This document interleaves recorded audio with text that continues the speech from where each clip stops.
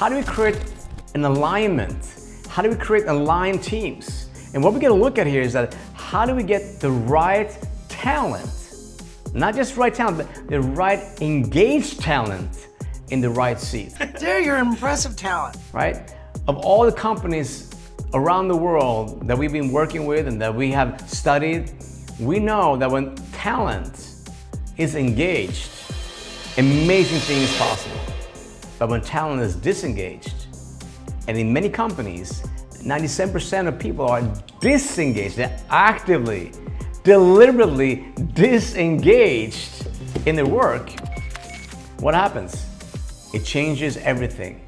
So we want to find the right talent in the right place, and we want to find engaged talent. So what we look at here is how do we remove the friction between people? This is not a discussion.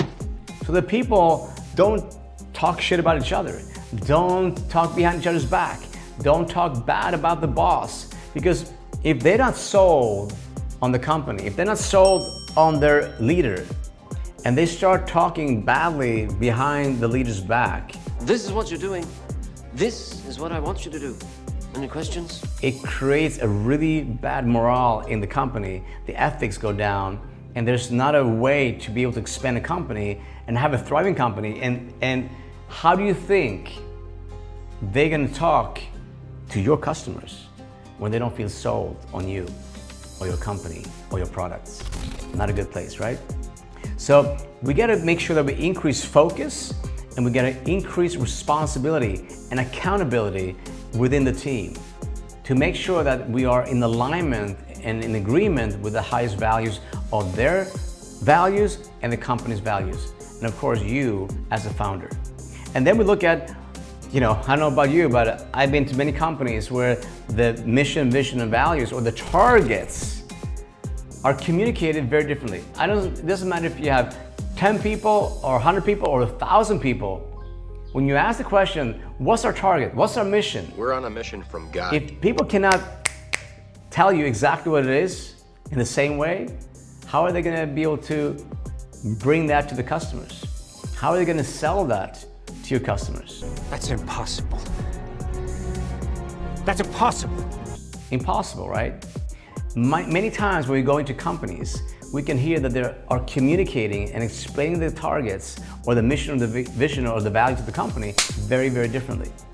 So this is an important piece to align if you want to have a congruent company that creates momentum and traction and moves in one direction. Everybody rowing in the one direction rather than split. Having a scattered team is not how you create a predictable revenue machine. It's not how we grow your business, not how you scale your business. You want to have you and your team being aligned and rowing in one direction. So how do we create that? Well, we got to make sure that we design the culture intentionally. This is the greatest company in the world! If you don't design your culture intentionally, it will be designed for you, right? There's a law that makes that happen. If you don't fill your space with what matters, it will be filled with what doesn't matter.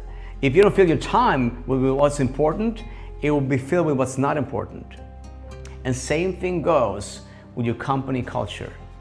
If you don't fill your company culture with what you want as the leader, as the founder, as the CEO of your company, it will be filled with whatever shows up. This could destroy the company. And that's a dangerous path to be on.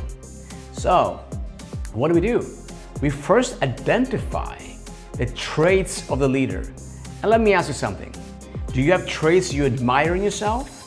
And do you have traits that you despise in yourself? I'm sure you do.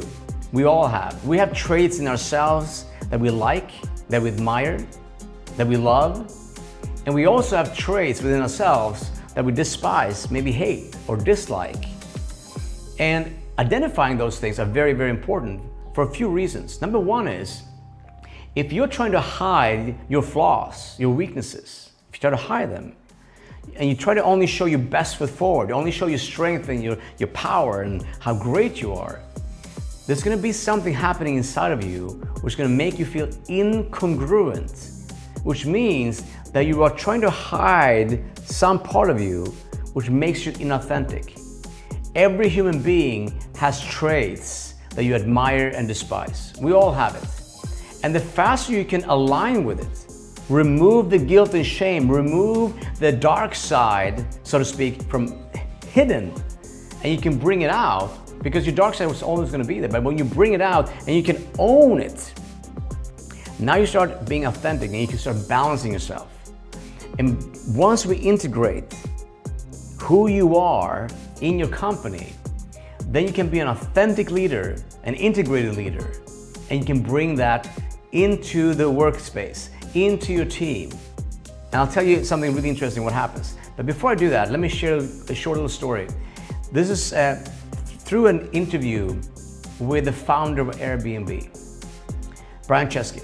So Brian became the CEO of the company. You know, he founded the company with two other people, two friends.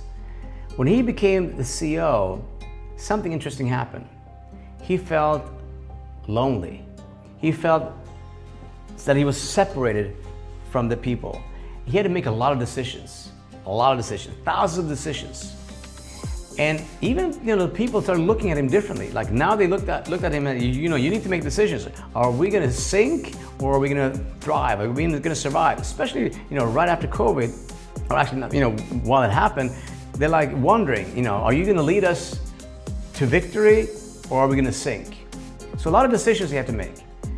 But in this process of not maybe having clear, defined values, or maybe living by some vision or some kind of values that were written on a plaque somewhere, it created a disengagement. And so he got depressed.